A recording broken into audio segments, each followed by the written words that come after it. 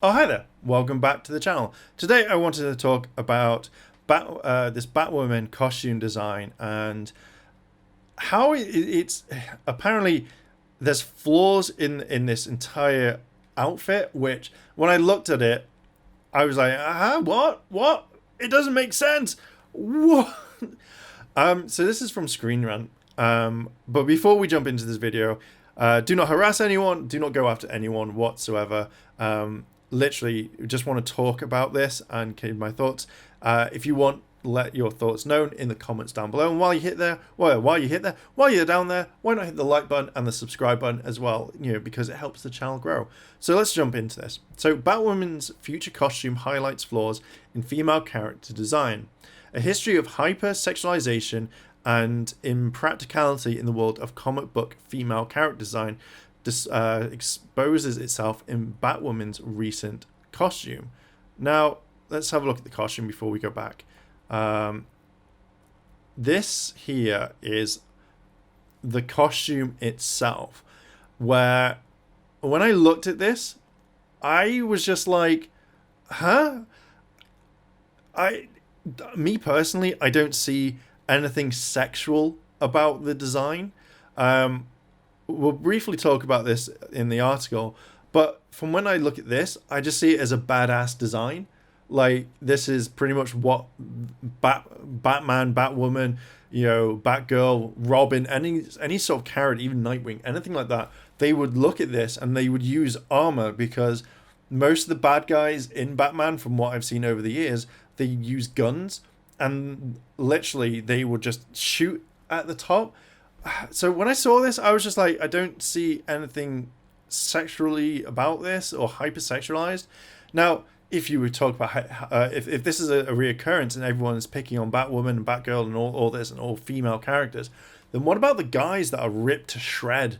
I mean, what about the ones with big muscles and like look like they could, steal your girl and stuff like that? I just feel like in this one, there is no sexual type thing.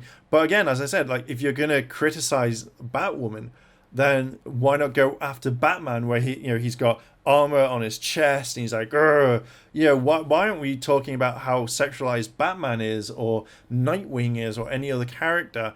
And I feel that when we see stuff like this, it is just literally out for clicks. Oh, what does this mean?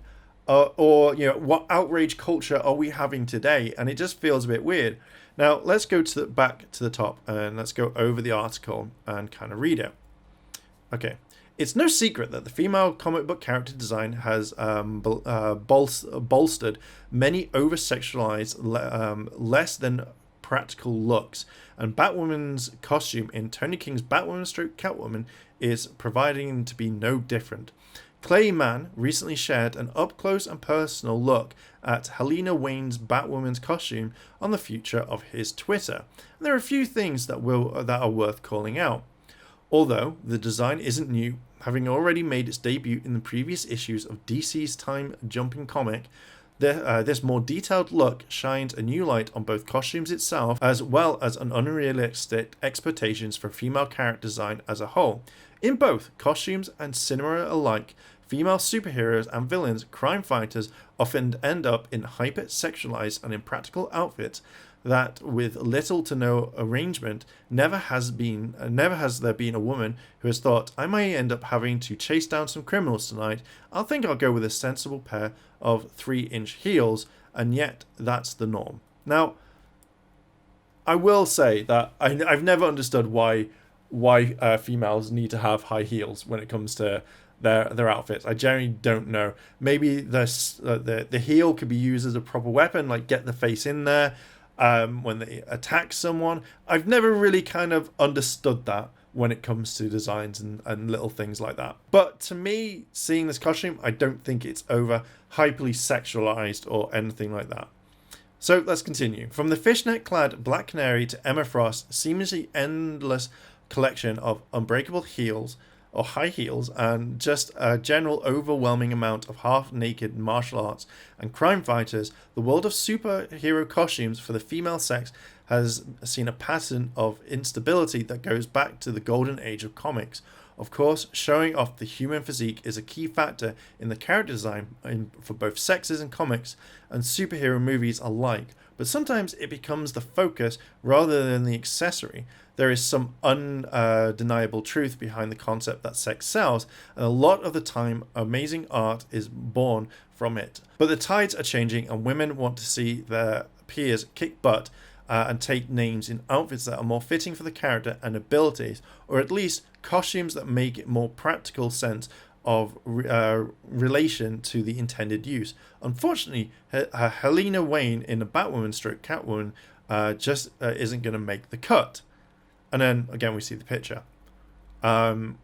She may be shaping up to be a killer Batwoman in the future timeline, but her costume lacks practicality. It's comprised of skin-tight, flimsy-looking latex that seems as it was vacuum sealed on her body by a virtual lack of pants and armor that basically covers her breasts if readers can see the definitive shape of the character's navel through her costume, then it is too tight. This isn't to take away from the man's incredible artistic capabilities and the phenomenal character design he has done and continues to do. His artwork is undoubtedly detailed and dynamic.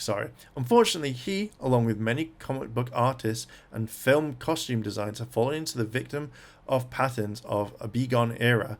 But it's time to listen to the pleasers to the masses. Yes, there's absolutely nothing wrong with feeling confident and showing some skin, but no woman in her right mind is going to wear a strapless costume that defines the laws of physics to fight her enemies, looking at you, Emma Frost, in the new X-Men, or a skin-tight costume that would take an hour to squeeze into and provides little no protection.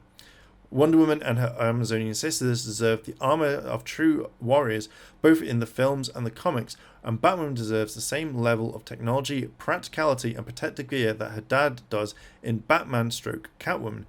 Women everywhere will just have to hope for the glorious day that when they see someone like Catwoman, for example, donning a hoodie with some leggings and a utility belt and a pair of black sneakers, because in all honesty, if she really wore as much latex as she does in the comics, she would be just about the loudest thief on the planet. Until then, Batwoman and her female comrades will just have to continue to prove that they can hold their own, even in a pair of heels. In the way, when I read this article just now, I feel like this is kind of saying that you can't draw the character that you want. You can't express your artistic side because it doesn't fit in with the norms. Now, again, what about the men in DC Comics and any other comics that are absolutely muscular, ripped? You know, does that send a message to men saying you have to look like this all the time? You know, it feels in a way that they are kind of body shaming Batwoman in this.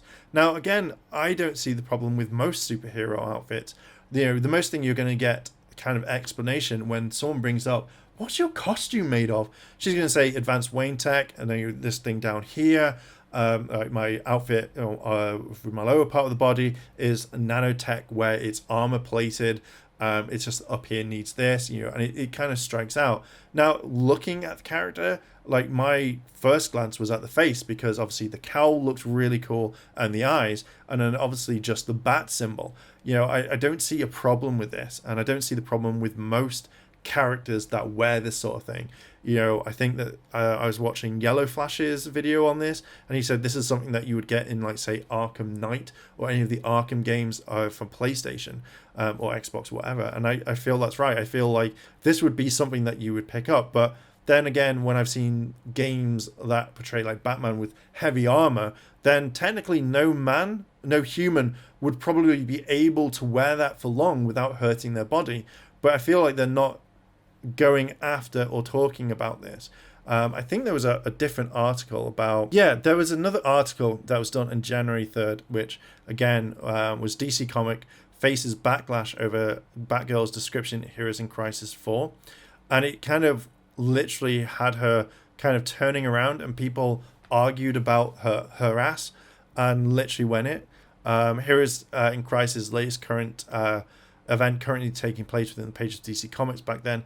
The series written by Tom King, art by Clay Mann, focuses on in-universe crisis center known as Sanctity, where heroes can seek help dealing with mental health issues and trauma, and that arise for the line of contract superheroes. The latest issue in the series, Heroes in Crisis issue 4, has prompted outrage due to the artistic description of Barbara Gordon, aka Batgirl, within the issue. And then basically it was just her turning around. Batgirl's confession, as seen in Heroes Crisis 4, multiple confession scenes from various characters are featured throughout the story. This include confessions from Batman, Wonder Woman, Arsenal, Hotspot, Donna Troy, and even Superman. And it kind of, like, people went absolutely crazy on this. And, you know, people are right to have their, you know, opinion on this, and that's absolutely fine. I'm giving my opinion as well as this entire thing. But I kind of think that when you're looking at this here, it just feels like, again, I don't know if people are just complaining for the sake of it because they don't like the character design, but yeah, I don't think I've ever seen anyone complain on how Superman is, or what he wears, or what Batman wears, or what Green Arrow wears, or whatever, you know, considering how they like, oh, we just want them to fight in standard stuff like a hoodie and tracky bottoms and stuff. And even like I can see the articles like that, and it would be something like, say, if Batwoman, Supergirl, Wonder Woman wore trackies, you know, lazy pants, or, you know, wore a baggy top, it'd be like, such and such superhero isn't sexy enough, you know, it's not right that she can wear this, and or something along the lines. And it just kind of makes me think, why are we complaining about how this is? Because again, to me, I don't know if it is to you, this doesn't look anything like sexual in my eyes. It just looks like she's got armor, and even if they redrew it, then I'm guessing that people would then complain. And again, when I look here at the armor just on a torso, it looks like it just kind of melds in. So, you know, it could all be a one-piece thing. And when they say like, oh, it will take her an hour to squeeze into this, I'm sure that they can get in and out of that costume really quickly. Wouldn't surprise me. But when I see stuff like this, it just kind of makes me think, are you just going for click articles and clickbaits and stuff like that? You know, I don't see a problem with the design personally. You know, this is a series that I could possibly read if I wanted to get back into DC Comics.